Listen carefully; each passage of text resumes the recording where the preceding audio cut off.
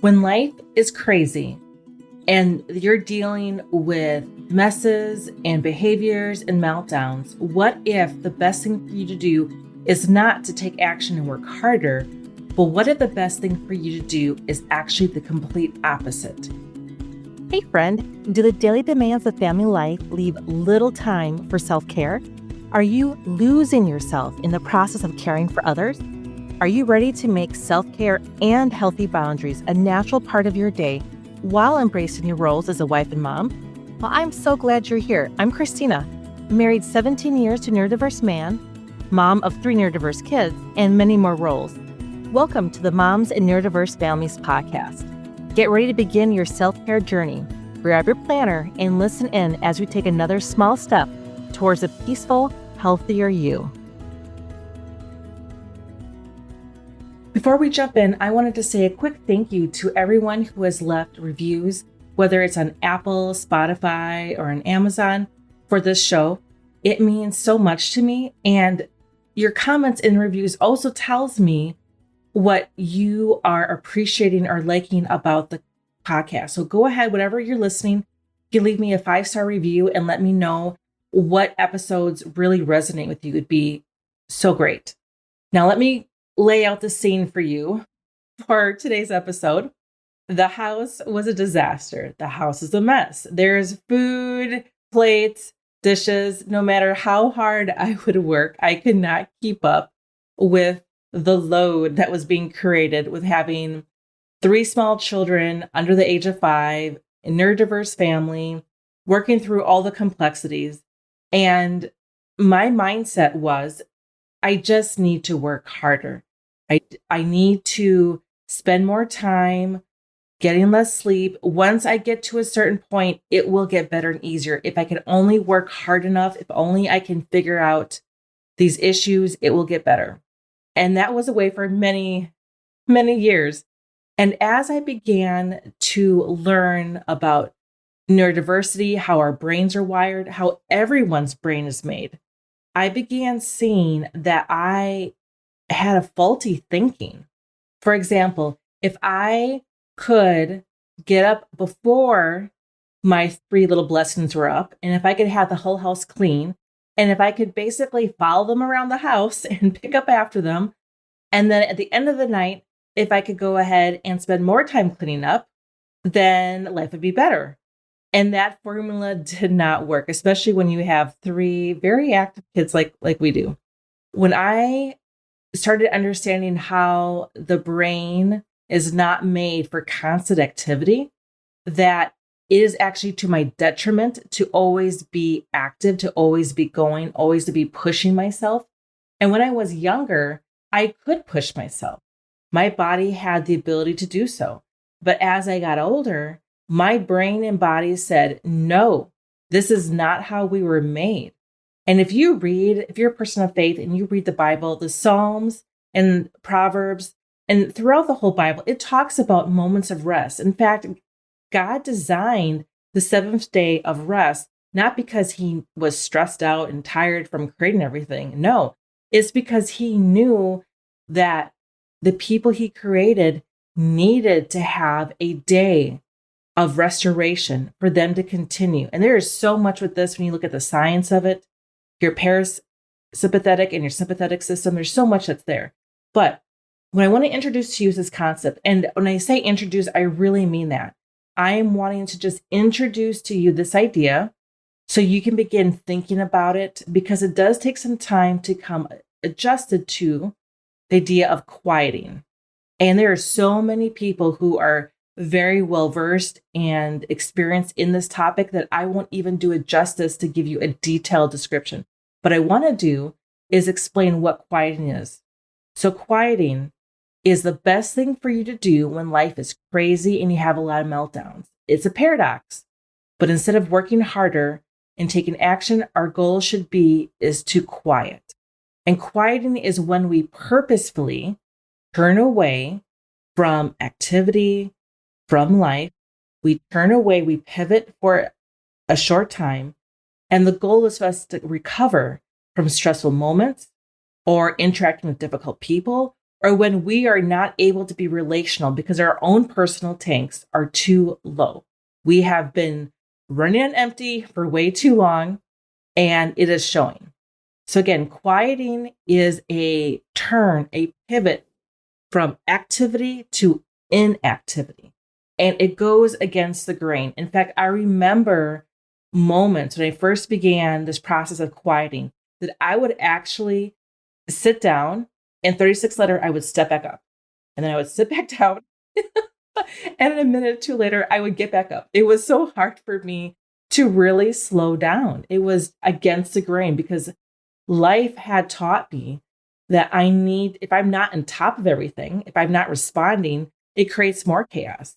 But when I purposely turned in a different direction and began doing activities that brought quiet to my mind, it was amazing. I almost compare it to multiple phone calls going on at once in your brain. All these messages, all these thoughts, and all these phone calls are going on. And when you are quieting, you are taking the phone and you are hanging up. You're hanging up on all those phone calls, all those messages, all those conversations, however you want to look at it. You are hanging up on all of that. You're slowing down. So your brain is able to be moving at a slower pace. You are able to think your thoughts only and not thinking through all the other activities you have to do. And it is allowing the time for any negative, hurtful emotions to come up and go out instead of stuffing. Stuffing is a great way to give yourself mental health issues and physical issues. So quieting is a time for our brain to really unwind and relax and to purge, and for us to be open to connection. Now, the main way that I know of quieting actually is faith-based. So please stay with me, even if you're not a person of faith, please just listen to what I'm sharing. Quieting oftentimes for me involves not just removing myself for 5 minutes or maybe 10 minutes from the activity. It is also, number 2, removing distractions. So that's why usually I'm in a room by myself. It might be a sunny room. It might be a dark room. It all depends upon what I'm needing at that moment. And I have found, because it was so hard for me to stop and spend just 3 minutes and not do activity and to allow my brain to relax, I have used different guides or apps to help me with that. The first one was the Pause app, which I have talked about before. John Eldridge has created. And I remember when they first came out, they had a 1-minute pause, a 3-minute pause, 5-minute pause, and 10-minute pause. And you had to work your way through the lower level pauses first before you can get to the longer pause. Remember, I did the 1-minute pause and there's music playing in the background. And it was just a guided time of me letting go of what was currently on my mind. And it shocked me at how peaceful I felt. I started crying. And then I did a 3-minute pause. And at first I started getting up again and I just stopped like, no, Christina, let's do this. And I listened for 3 minutes and I was amazed at how my brain was so much calmer and felt peaceful.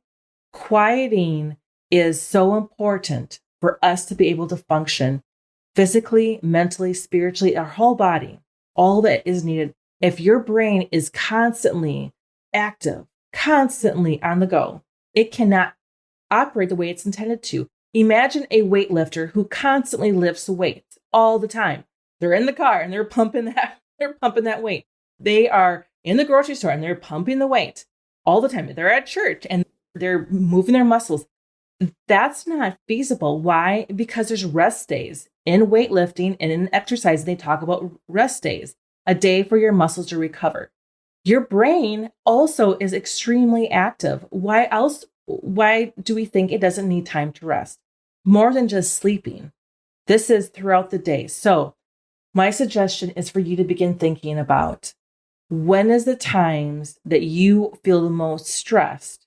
And is there a time before or after that you could start doing some quieting? And what roadblocks do you feel like you might be facing for you to take away 1 to 3 minutes to quiet yourself?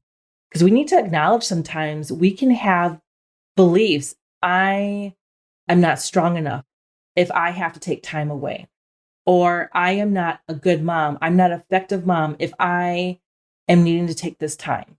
There are messages that we can tell ourselves that will purposely keep us away from quieting. And the enemy, whether you believe in him or not, the enemy will work double time to keep you from being quiet. Because when you quiet, you also can hear God speak to you.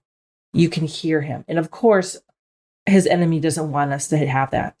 The next thing then is for you to have a tool to use. I'm going to mention another one. Julia Ada has this beautiful, beautiful piano music that when you listen to it, your brain just begins going into a lower gear and slowing down.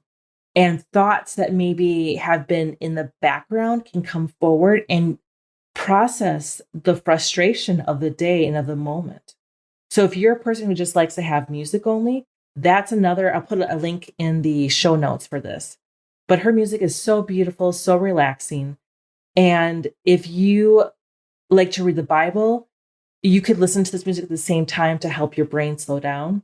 Or you could just sit in a room quietly, eyes closed, listen to the music, and begin just processing your thoughts, letting them go until you get to the point where you just feel quiet and you just sit there. And that is the goal, is that we're able to get to the point where we're letting go of the things we can't fix, the problems we can't fix, the people that we can't change, because we can never change people. But letting go is so important. Letting go of resentment, letting go of what could have been or should have been, or what your spouse didn't do. Not that when wrongs are done, I'm not saying that we forget, but I'm saying that harboring resentment, I'm saying living in anxiety does not serve us. We need to process those emotions and feelings first so that we can know what the right action is with our children or our spouse. If our mind is full of this mental clutter, how can we have the right response, the right boundaries we need to put up possibly with our loved ones? So quick recap.